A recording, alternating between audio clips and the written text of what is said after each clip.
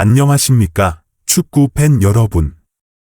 챔피언스리그라는 무대는 언제나 우리에게 가장 극적인 환희와 가장 잔혹한 비극을 동시에 선사합니다. 오늘 전해드릴 소식은 그야말로 미스터리 그 자체입니다. 잉글랜드 프리미어리그에서는 중위권을 맴돌며 팬들의 한숨을 자아내던 팀이 유럽 대항전의 주제가만 울려 퍼지면 마치 다른 팀이 된 것처럼 맹수로 돌변했습니다. 바로 우리들의 영원한 캡틴 손흥민 선수가 이끄는 토트넘 호스퍼의 이야기입니다. 지난 2022에서 23 시즌 AC 밀란과의 16강전에서 2차전 합계 171분을 뛰고도 단 한 골도 기록하지 못한 채 쓸쓸히 퇴장해야 했던 손흥민. 그 아픈 기억을 뒤로하고 무려 3년 만에 다시 챔피언스리그 16강 무대를 밟게 되었습니다. 오늘 우리는 토트넘이 보여준 기이한 반전 드라마와 함께 유럽 축구의 지형도가 어떻게 요동치고 있는지, 그리고 우승 후보들이 줄줄이 추락한 이 혼돈의 조별리그 최종 성적표를 아주 정밀하게 분석해 드리겠습니다. 먼저 토트넘의 이야기부터 시작하지 않을 수가 없습니다. 올 시즌 토트넘을 지켜보는 팬들의 마음은 그야말로 롤러코스터였습니다. 리그에서는 수비 불안과 득점 빈곤에 시달리며 중위권으로 추락했지만 챔피언스리그에서는 전혀 다른 모습을 보여주었습니다. 이것을 도대체 어떻게 설명해야 할까요? 현지에서는 토트넘을 두고 두 얼굴의 팀, 지킬 박사와 하이드라고 부르기 시작했습니다. 토트넘은 조별리그 8경기에서 5승 2무 1패, 승점 17점이라는 놀라운 성적을 거두며 전체 4위로 16강 직행 티켓을 거머쥐었습니다. 리그에서의 부진을 비웃기라도 하듯 유럽 무대에서는 화끈한 공격 축구로 상대를 제압했습니다.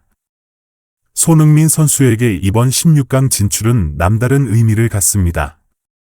3년 전 밀란의 빗장 수비에 막혀 침묵했던 그 171분의 악몽을 씻어낼 기회가 마침내 찾아온 것입니다. 토트넘이 과연 이 기세를 몰아 리그에서의 부진까지 털어낼 수 있을지, 아니면 이 기이한 이중생활이 계속될지 전 세계가 주목하고 있습니다. 토트넘과 함께 프리미어리그의 자존심을 세운 것은 역시 리버풀과 맨체스터 시티였습니다. 리버풀은 안필드에서 열린 카라바오와의 최종전에서 그야말로 파괴적인 공격력을 과시했습니다. 6대 0이라는 스코어는 단순한 승리가 아니라 학살이었습니다. 리버풀은 이 대승으로 막판 3연승을 질주하며 전체 3위로 여유롭게 16강에 안착했습니다. 맨체스터 시티 역시 갈라타사라이를 2대 0으로 가볍게 제압하며 8위로 막차를 타 16강 직행 대열에 합류했습니다.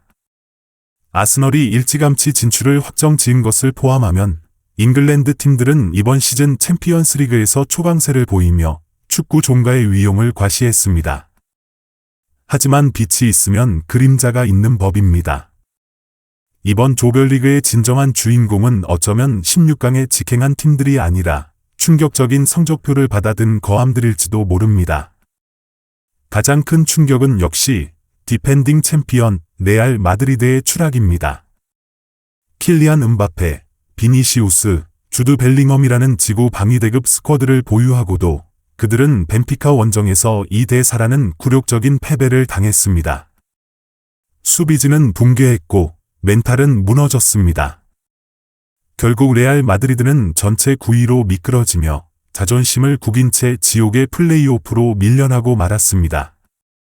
왕조의 재건을 꿈꾸던 그들에게 이번 결과는 단순한 순위 하락이 아니라 팀의 근간을 흔드는 거대한 경고음과도 같습니다. 레알 마드리드뿐만이 아닙니다.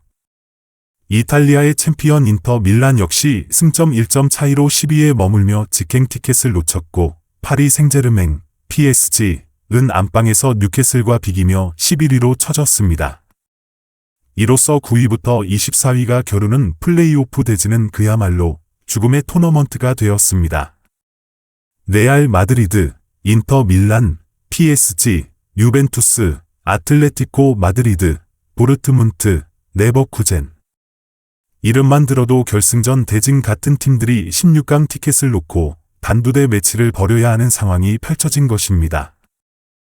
그리고 여기 가장 비극적인 주인공이 있습니다. 바로 나폴리입니다. 현재 이탈리아 세리에 A에서 압도적인 선두를 달리며 스쿠데토를 향해 질주하고 있는 나폴리가 챔피언스리그에서는 조별리그 탈락이라는 참사를 맞이했습니다.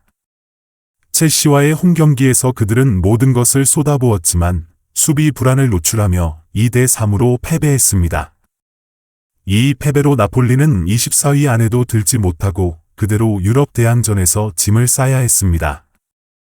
리그에서는 호랑이 같은 위용을 뽐내지만 유럽 무대에서는 종이 호랑이로 전락해버린 이 아이러니. 죽음의 조의 희생양이 되었다고 위로하기엔 그들이 보여준 수비 조직력은 챔피언의 자격과는 거리가 멀었습니다. 리그와 챔피언스리그 사이의 간극을 좁히지 못한 나폴리의 탈락은 이번 시즌 가장 큰 이변 중 하나로 기록될 것입니다. 반면 포르투갈의 스포르팅 CP는 기적을 썼습니다.